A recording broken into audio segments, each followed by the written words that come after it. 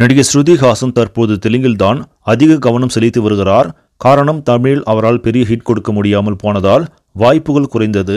தற்போது இந்த ஆண்டு 3 தெலுங்கு படங்களில் நடித்த அவர் அடுத்து சலார் படத்தில் பிரபாஸுக்கு ஜோடியாக நடித்துள்ளார். இந்நிலையில் சமீபத்தில் ஒரு பேட்டியில் பேசிய ஸ்ருதி ஹாசன் தான் ஒரு காலத்தில் போதைக்கு அடிமையாக இருந்தது பற்றி பேசியிருக்கிறார். தினமும் பார்ட்டிக்கு சென்று குடிப்பதை வழக்கமாக வைத்திருந்தேன். நான் ட்ரக்ஸ் எதுவும் பயன்படுத்தவில்லை. ஆனால் ஆல்கஹால் தான் பெரிய விஷயமாக எனக்கு இருந்தது. எப்பொழுதும் நண்பர்களுடன் குடித்தேன். அதுதான் என்னை கண்ட்ரோல் செய்தது.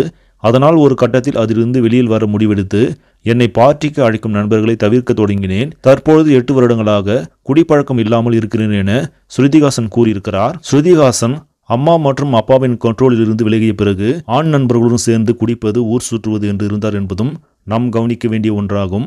சரி நம்பளே, இந்த செய்தி உங்களுக்கு பிடிச்சிருந்தா லைக் பண்ணுங்க, ஷேர் பண்ணுங்க, மறக்காம சினி ஸ்டுடியோ தமிழ் சேனலை சப்ஸ்கிரைப் பண்ணுங்க. அடுத்த வீடியோவில் சந்திக்கலாம். நன்றி.